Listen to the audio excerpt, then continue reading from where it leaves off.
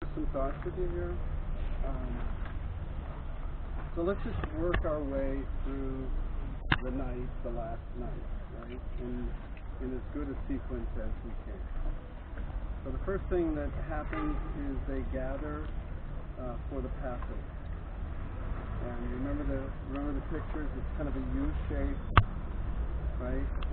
And they're on the floor with pillows, because they're doing a Passover, and in Passover, part of the ceremony is they're acting out, leaning to the right, leaning to the left.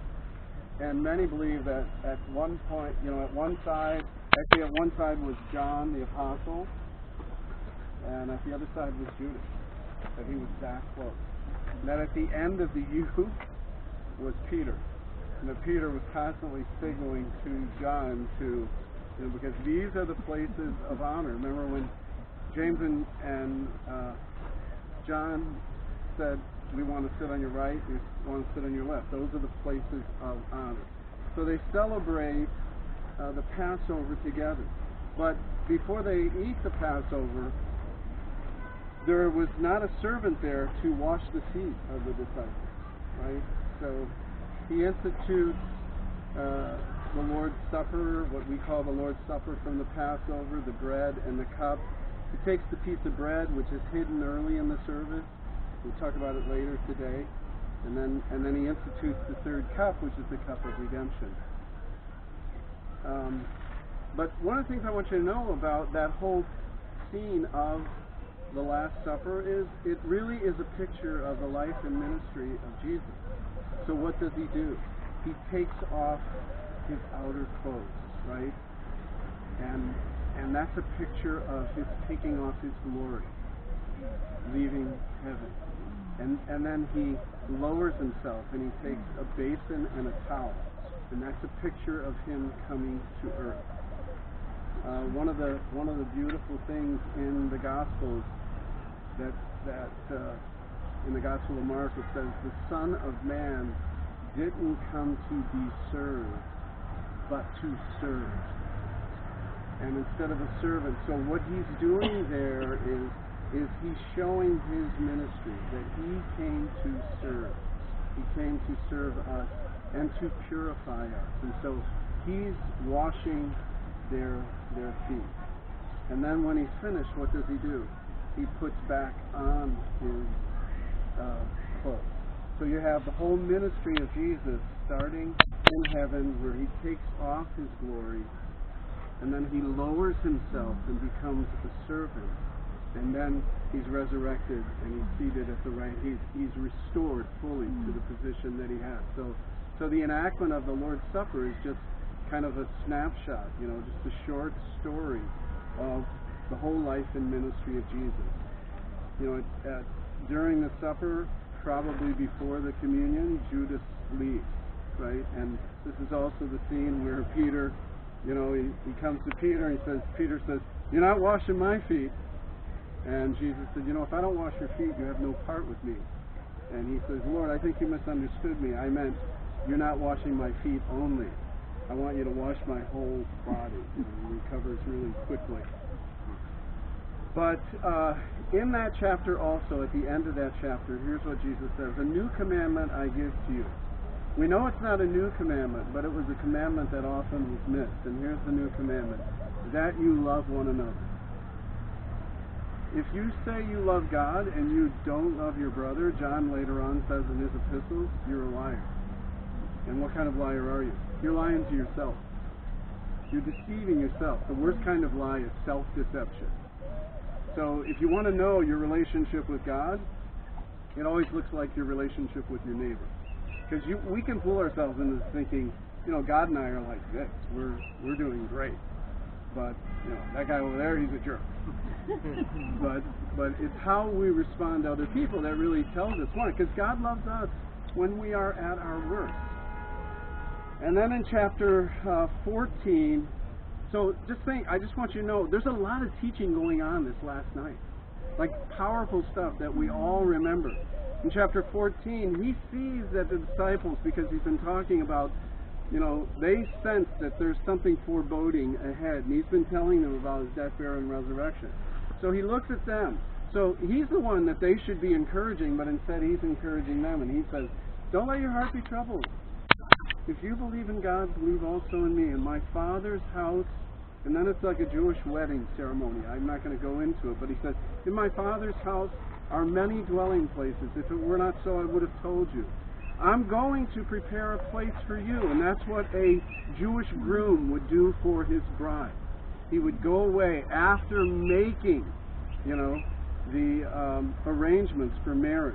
The engagements had been made, and that was always sealed with a cup of wine. Then he would go and prepare a place for his bride. He says, if I go and prepare a place for you, I will come again and receive you unto myself.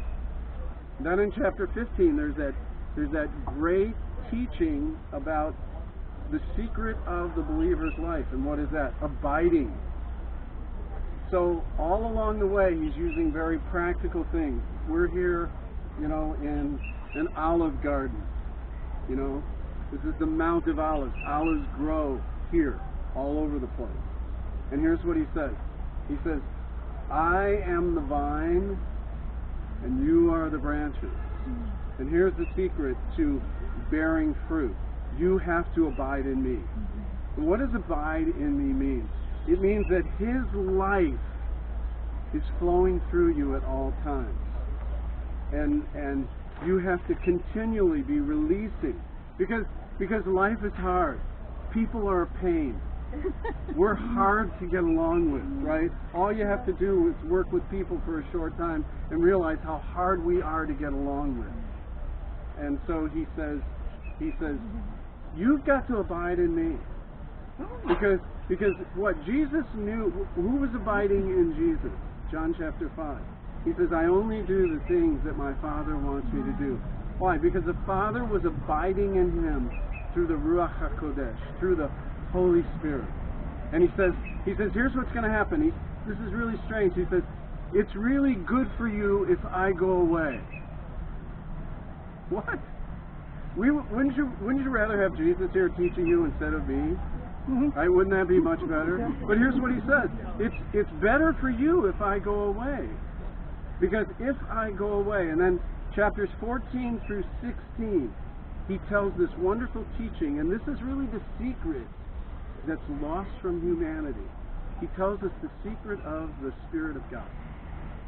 Remember what I said when I was teaching you on Sunday morning? We were intended, we were designed to be vessels of God, vessels of the Holy Spirit. So he says, I'm going to make it possible for the Holy Spirit to dwell in you. And he was never able to dwell in you before because you weren't purified. You were unclean. But now you're clean. Why? Because all the stuff that would have contaminated you, I've taken it on myself. And then we get to, this theme. So now here's what he's talking about, taking on all of the stuff that we have that separates us from God. It says, then Jesus, this is Matthew 26, verse 36. Then Jesus came with them to a place called Gethsemane and said to the disciples, sit here while I go and pray over there. And he leaves the most of the disciples there, and then he took Peter and the two sons of Zebedee, so James and John. And he began to be sorrowful and deeply distressed. And then he said to the three, my soul is exceedingly sorrowful, even to death. Stay here and watch with me. He went a little farther and fell on his face and prayed, saying, O my Father, if it's possible, let this cup pass from me. Nevertheless, not as I will, but as you will. So what's in that cup? Remember we said?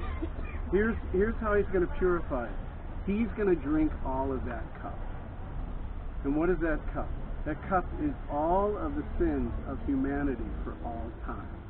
Every violation, every little white lie, to the worst terrorism and murder that's ever existed is going to be in that cup. And he's going to take all that on. That's the cup that he's going to drink. And here's what he knows. He knows if I drink that cup, I'm going to be separated from my Father. I don't know how that's going to happen, but I know that sin separates us from God. So if I take that on, somehow there's a separation between me and him. Then he came to the disciples and found them sleeping and said to Peter, "What, could you not watch with me for 1 hour?" So 1 hour. So it didn't take 1 hour to say what he said in that previous verse, right? That takes like 30 seconds. So what was going on? So what he was praying probably during that time, we don't know when, at what point. But if you want to know what else he was praying that night, he was praying mostly for us. John chapter 17. Here's what he says at the start of John chapter 17. "I finished the work that you gave me to do. Now glorify me with the glory that I had with you before I came to do this work." And then essentially the rest of John chapter 17, which is the high priestly prayer now. What's he doing? He's praying on our behalf. And what's he praying?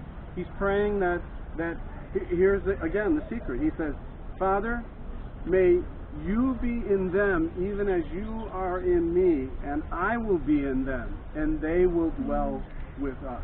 That's the real communion that we have with God. The communion of the Spirit and the Spirit. So why is it important that Jesus goes away? Because the Father is sending the Spirit to dwell in the Son. Now Jesus takes his place at the right hand of the Father, and he sends the Spirit to dwell in us. So just as the Spirit was in him through the Father, now the Spirit is in us through the Son. Then he came to the disciples and found them sleeping, and said to Peter, "What, could you not watch with me for 1 hour? Watch and pray."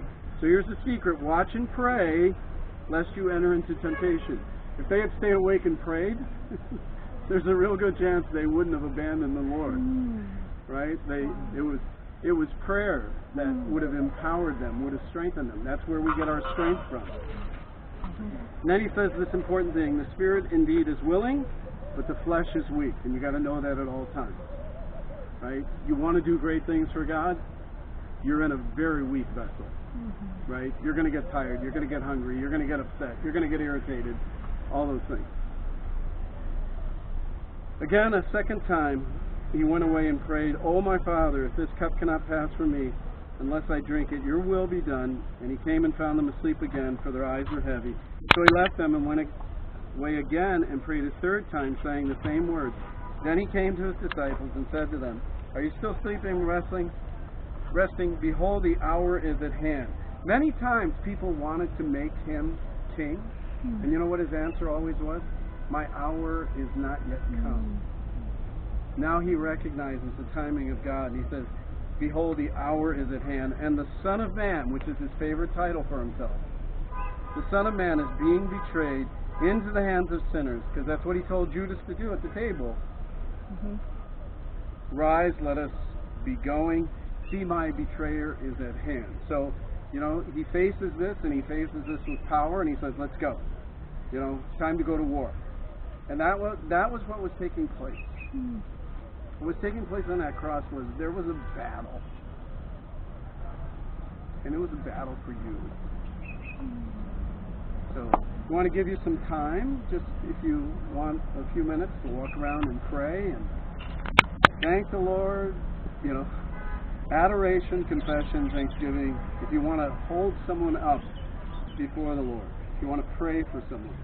So any of those things, ACTS, the acronym ACTS, adoration, confession, thanksgiving, supplication, all right, petition.